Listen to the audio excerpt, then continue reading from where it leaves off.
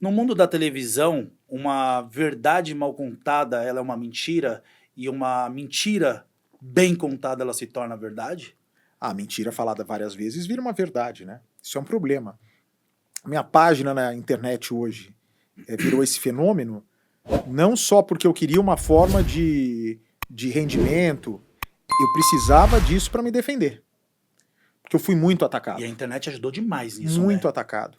Teve uma determinada ocasião que instalaram uma câmera numa redação e aí inventaram que eu tinha denunciado essa câmera, numa câmera assim de artística, uma que Sim. corria de um lado para o outro, uma câmera super moderna. Inventaram no jornal que eu tinha denunciado essa câmera, que a emissora estava vigiando por maldade os funcionários.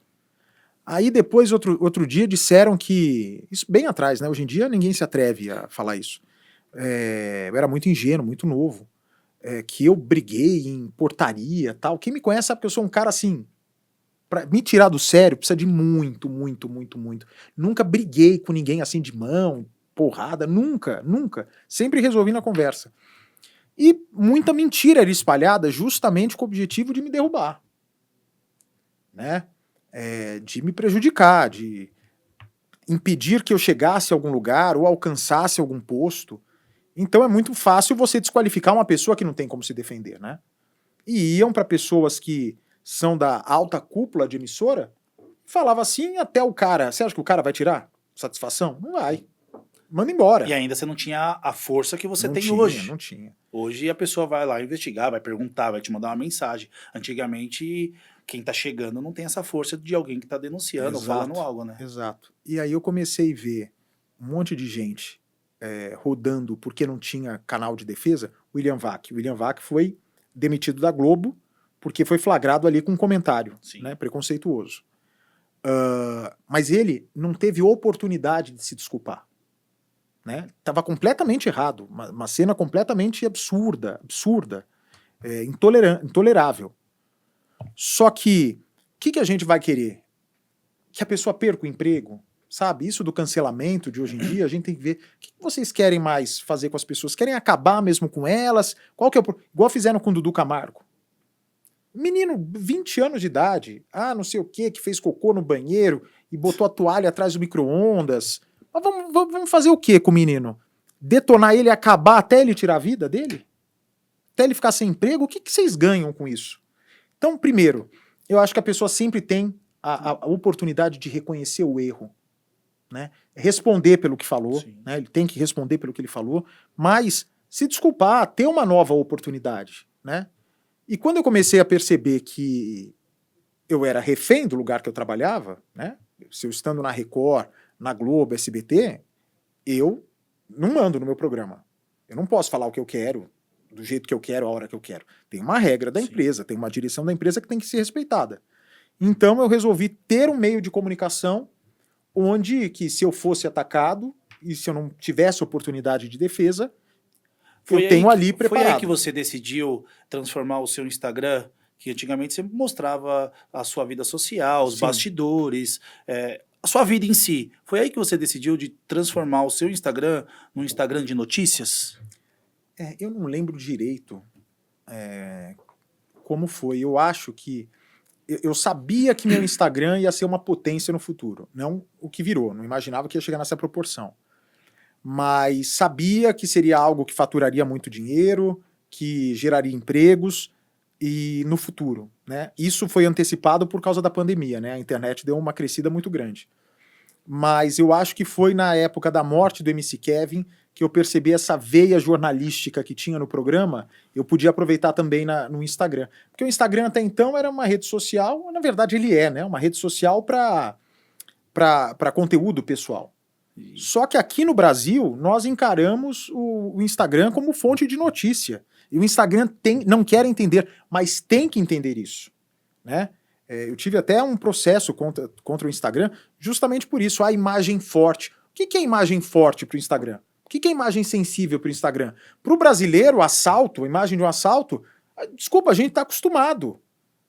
E a gente não pode postar essa imagem porque é uma imagem de conteúdo sensível, então vamos esconder a realidade? O povo não pode ver isso? Então o povo não pode ver isso? Então, eu acho que o Instagram aqui no Brasil é um case bem diferenciado, né? Que eles precisam entender, eu acho que estão começando a entender, que o brasileiro usa o Instagram como ferramenta de informação e tem que dar essa abertura para as pessoas. Outro dia derrubaram uma matéria que eu fiz que era uma fonte minha, uma apuração minha dizendo que era fake news. Mas peraí, é uma fonte de jornalista? De jornalista? Como é que vocês falam que é fake news se é uma fonte e eu, como jornalista, tenho o direito de resguardar a informação? Né? Que matéria foi essa? Você lembra? A matéria era que se o Boulos fosse eleito prefeito de São Paulo, ele pretendia, né, estava engatilhado de instalar, de colocar a linguagem neutra nas escolas. Você tem alguma dúvida que isso ia acontecer? Nenhuma. O lançamento da campanha dele foi com o hino nacional Filis... Como é que é? Filis... Nem sei falar. Dos filhos desses soles. Enfim, foi linguagem neutra.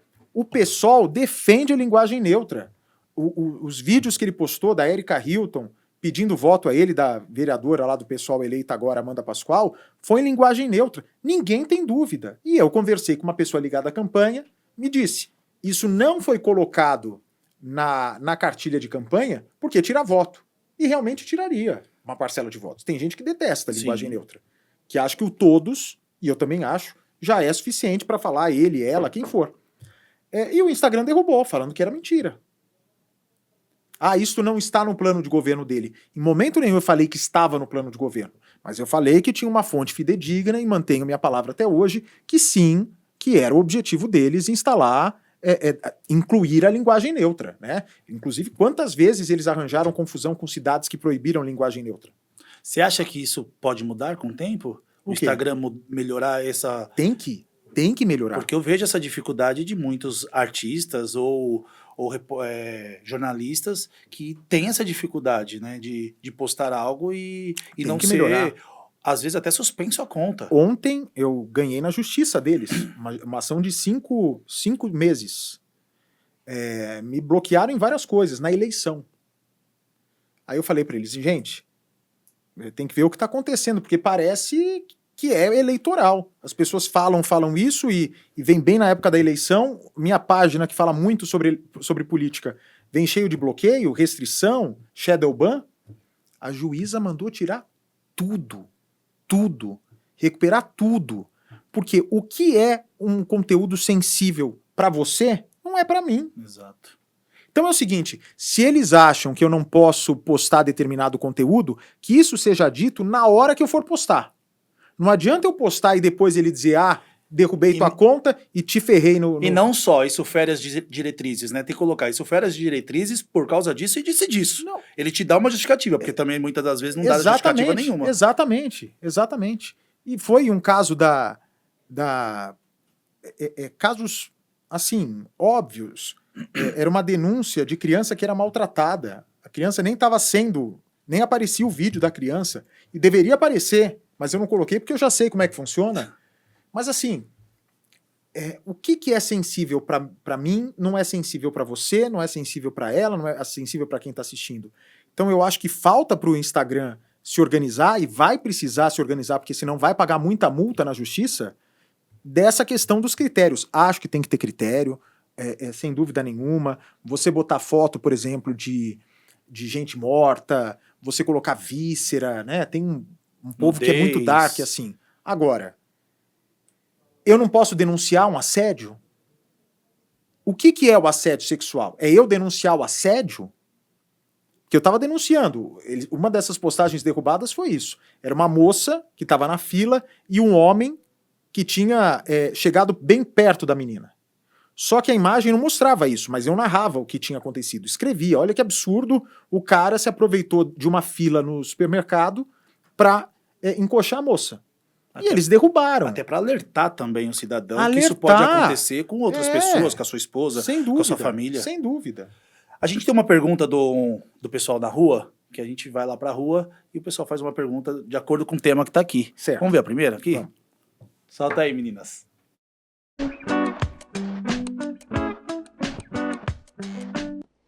dos assuntos que são bastante discutidos na área do jornalismo é a questão da imparcialidade do jornalista. Eu tô aqui com o Yuri, que tem uma pergunta para você responder, Bate.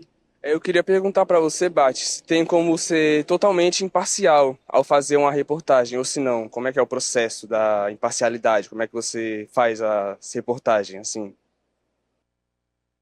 Não existe imparcialidade. Não existe. Lamento em dizer para os estudantes de jornalismo que não existe imparcialidade. Sabe por quê?